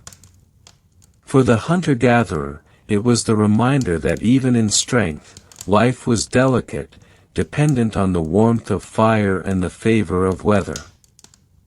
For the ancient priest, it was the whisper of imbalance between the mortal and the divine. For the medieval monk, it was a test of faith. For the modern doctor, it became a question of biology. And yet, despite its smallness, the cold has never been fully tamed. Its virus, the rhinovirus, named for the Greek word rhinos, meaning nose, eludes all attempts at permanence. It shifts, it adapts, it hides. It is not an enemy to be conquered, but a rhythm to be endured. The 19th century brought the microscope to perfection. Glass lenses, ground with impossible precision, unveiled a new world, one smaller and stranger than any alchemist had imagined. When Louis Pasteur first spoke of microbes, the unseen became visible. Disease was no longer a curse or imbalance but an invasion, a microscopic struggle between the living and the infinitesimal. The cold, once described by poets, was now mapped by scientists. Each sneeze, each drop of breath, became a vessel of invisible life. The air was alive, the skin a frontier. Humanity, for the first time, could see the enemy. And yet, the tone of healing did not change as much as one might expect. Pasteur's discoveries, and those of Koch and Lister, birthed antisepsis, vaccination, and the germ theory of disease. Hospitals became temples of hygiene, their air scrubbed of scent and smoke. The herbs and resins of the past were pushed aside for glass bottles and steel instruments. But the desire behind it all, that ancient longing to preserve warmth, to protect breath, remained the same. The war against contagion was, at its core, a continuation of the same song the Sumerians had sung to their gods: protect us from what we cannot see. The 20th century arrived like a second sunrise. Airplanes traced lines across the sky, and medicine followed them. The cold, once local, became global. The viruses that caused it spread with humanity's breath, circling the earth in hours. The dream of a cure grew stronger. Laboratories searched for the one pill, the one vaccine that could end the cycle of sneezing, coughing, and fatigue. In 1956, scientists isolated the first rhinovirus in a laboratory in England. For the first time in human history, the ancient affliction had a face, or rather, a structure, round and spiked, shimmering beneath the microscope's gaze like a small celestial orb. The invisible had become an image. The discovery was met with triumph and frustration. For the virus, so small and simple, defied mastery. Its genome mutated endlessly. There were hundreds of strains, each slightly different, each capable of eluding the body's defenses. To fight one was to ignore another. The more we studied, the more we realized that this smallest of ailments might never be conquered. The cure, elusive and almost mocking, seemed to remind science of its limits. We could split atoms, but not silence a cough. And so, while laboratories hummed with research, the world continued its ancient rituals. In homes from London to Manila, from Cairo to Kyoto, people still turned to their stoves and their gardens. They boiled ginger in water, mixed honey with lemon, inhaled the steam of eucalyptus leaves. The same hands that once tended fires in caves now turned the knobs of kettles, the same instincts whispered through generations. Warmth, rest, patience. The herbs had changed names, the cups were porcelain instead of clay, but the gesture was identical. To make tea for the sick is to participate in a tradition older than civilization. It is not chemistry, it is comfort made visible. The modern pharmacy, lined with its neat boxes and glass bottles, is in many ways an echo of the ancient apothecary. The labels may bear Latin derivatives, the formulas calculated to the milligram, but their purposes remain familiar: soothe the throat, ease the fever, clear the nose, quiet the cough. Menthol, eucalyptus, camphor, these are not inventions of the 20th century but rediscoveries of the past. The smoke of the ancients has become vapor rub, the incense of temples has become the sterile scent of medicated lozenges. The forms have changed, but the lineage remains. Perhaps the strangest realization of all is that the cold, for all its inconvenience, may have shaped civilization itself. It kept us indoors, by the fire. It encouraged us to share warmth, to huddle close, to invent shelter. The need to protect ourselves from chill may have birthed the first hearths, the first homes, the first communities. And in this way, the virus, the very thing that made us weak, also made us human. Through our vulnerability, we found connection. The cough and the cure are twin notes in the same song, one that has played beneath the surface of our species for 100,000 years. In our own time, we have faced colder nights, pandemics that echo through memory like storms. Influenza swept the world in 1918, taking millions in silence. The world's faith in progress wavered. Then, in the 21st century, new viruses emerged, each a reminder of the fragile architecture of breath. We wash our hands, we wear masks, we isolate. We wait. And still, when we fall ill, we return to what we have always done: warm water, rest, gentle food, patience. The remedies that soothed our ancestors still cradle us today. The technology has evolved, but the body has not. We remain creatures of warmth and air. There is something humbling in this continuity, the realization that, for all our brilliance, the cold teaches us the same lesson it always has: surrender. The body cannot be forced to heal, it must be allowed to.